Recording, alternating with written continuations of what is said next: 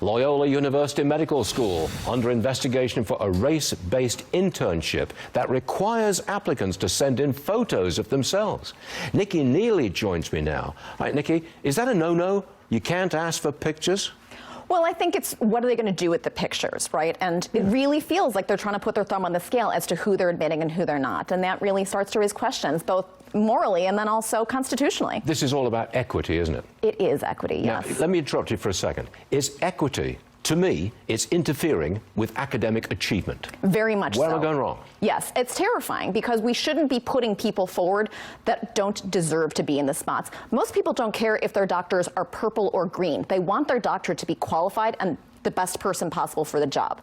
And so to put people forward not on the basis of merit but of skin color is troubling. So equity means everybody comes out equal? Yes.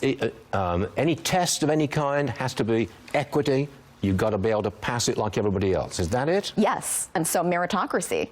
But that's the exact opposite of meritocracy, isn't it? Right. Well, we believe in a meritocracy, but equity is, yes, as you said, it's the exact opposite of that. Where are we going with this? When's somebody going to pull the plug and say, this is bloody nonsense, stop it? Right. I mean, I really want my aerospace engineers to be the best people possible. I want the people who are operating on me to the best people possible. Yes. And, you know, we'll see what the Supreme Court says after the Harvard affirmative action case, because we are seeing these policies trickle down to the K-12 level as well, which worries everybody. And it's a terrible thing to say to any minority kid, hey, you cannot succeed, so we'll let you succeed. Right. That's an awful thing to do. Yeah, it's a disincentive to hard work, obviously. Yeah. But also, I mean, you know, who are we putting forward at the end of the day? One superintendent in Virginia is speaking out after facing criticism. This is the story about the handling of those merit awards. Watch this, please. What I mean when I talk about equal outcomes is the opportunity for each and every student to achieve their unique potential. We celebrate each and every one of our students' unique contributions and achievements, and there is absolutely no division-wide effort to withhold recognition or not to honor hard work and achievement. She's denying that merit awards were withheld. I think you know all about this story. Yes. Is she right? Well, we have contacted dozens of districts across the country to see when did they notify their students about these awards, because the National Merit Corporation reaches out to schools in September.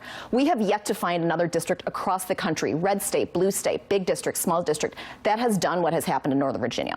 And that's a deliberate withholding of the results which hurt primarily Asian students, if I'm not mistaken. Is that accurate? You are correct, yes. And we also found out just earlier this week that the school has quietly, Thomas Jefferson, formerly the #1 magnet high school in America, has quietly removed honors designations from students' transcripts. So again, penalizing high-achieving, hard-working students, many of whom are first generation. That's a disgrace.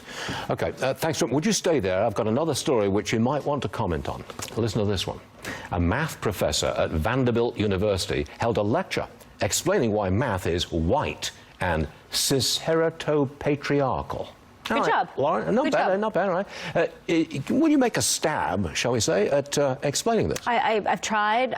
I literally cannot. Keep trying. And neither can this professor at Vanderbilt University, whose name is Louis Leyva. He conducts this study and gives a lecture about it to a big fancy conference of mathematicians. And he says college math limits learning opportunities for queer and trans students. What? And never says how, and it's all these big fancy words that you just don't understand. Not much math being spoken about. Just say that expression again. What was it? Go ahead.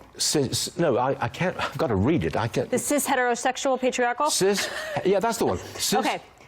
What is it again? Cis-heteropatriarchal. Cis-heteropatriarchal. Fortunately, Nikki stayed over to talk to us. What does that mean? So cis means that you are born in the body with which you identify. Okay. And then heteropatriarchal, right? It's pushing forward men over women. And I think at the end of the day, right, numbers don't care who you are attracted to or the color of your skin. Numbers don't lie. But nobody understands what this is all about. Right. I mean, I can barely pronounce it. There you go. They've confused you, and so then they can just tell you what to do. And I think they're trying to rely on the ignorance and the naivete of both students as well as professors. So they're going to create different types of math classes in some of our major and best universities to cater to what? To the lowest common denominator? And I'm a bad guy if I say you're an idiot and I don't understand what you're saying.